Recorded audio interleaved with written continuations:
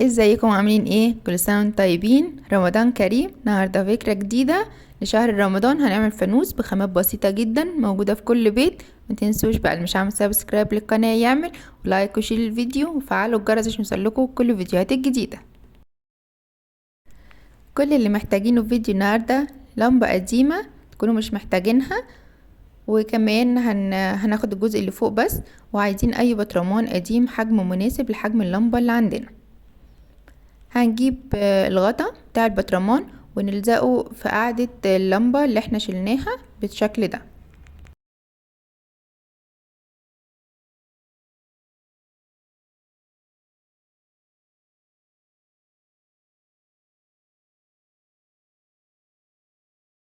عشان نقدر نفتح ونقفل الفانوس براحتنا، ولو حابين نحط جواه شمعة او حاجة يبقى سهل ومرن معانا.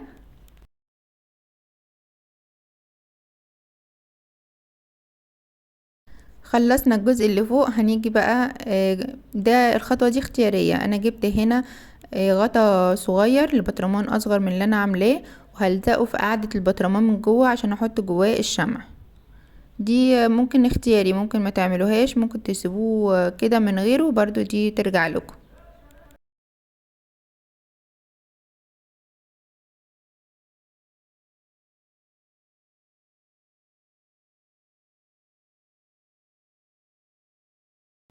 هتبقى بالشكل ده عشان بس اما احط الشمعة ما تتحركش من جوه. وجبت الجزء ده البلاستيك اللي بيبقى جاي مع قطع الجاتو، برضو قديم عندي او اي طبق قديم عندكم، وهنبدأ نثبته من تحت عشان يبقى قاعدة الفانوس. انا هغطيه كله بالحبل، اي حبل عندكم باي لون، كده كده هنلونه في الاخر. الشمع هنا سخنة قوي ففكت مني، مش مشكلة، انا هبدأ الزق. كانتش لسه لزقت كويس، هلزق الحبل وبعد كده اثبتها تاني.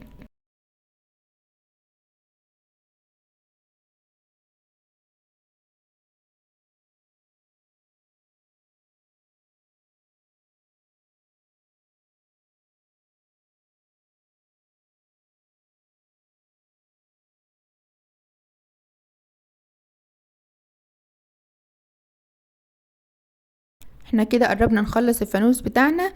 هنجيب بقى الجزء اللي فوق ده ونبدأ ان احنا نعمل العلقة او المكان اللي بنمسك منه الفانوس.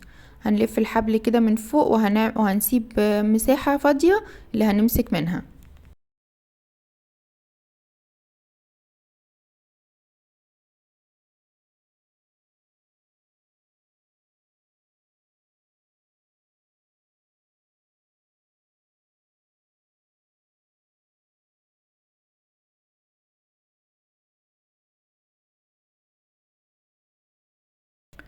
هوريكم بقى لما نجمع الفانوس كده على بعض يبقى شكله عامل ازاي. بصوا بيتفتح ويتقفل بسهولة وشكله جميل وبسيط خالص، من مكونات ممكن نرميها كمان عندنا في البيت. اخر بقى خطوة هنعملها، هوريكم هنعمل ايه دلوقتي. اي ورقة هنبدأ نغطي جزء من الفانوس نفسه او من البطرمان، عشان انا عايزاه يبقى شفاف. الجزء ده عايزاه شفاف. المساحة بقى اللي انتوا حابينها غطوها كويس، عشان واحنا بنلون فانوس او لو هترشوه ما يجيش عليه، ويبقى الازاز بتاعنا نضيف وشكله كويس ومفيهوش اي الوان.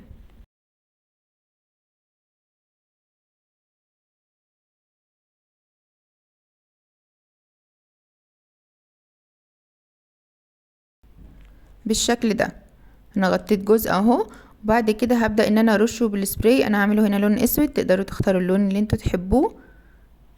ده كده بعد ما ترش ونشف وبقى تمام، هبدأ ان انا اشيل بقى الورق اللي انا حطاه واوريكم شكله هيبقى عامل ازاي.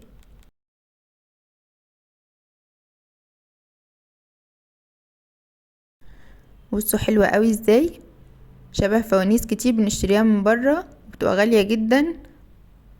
وهوريكم كمان لما حطيت فيه الشمع اهو، شكله جميل قوي وبسيط خالص، وطبعا زي ما قلنا من خامات بنرميها وموجودة في كل بيت.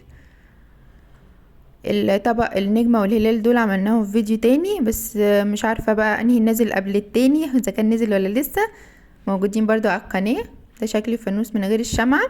يا رب يكون عجبكم، وما تنسوش بقى اللي مش عامل سبسكرايب للقناة يعمل، ولايك وشير للفيديو وفعلوا الجرس عشان يوصلكوا كل الفيديوهات الجديدة.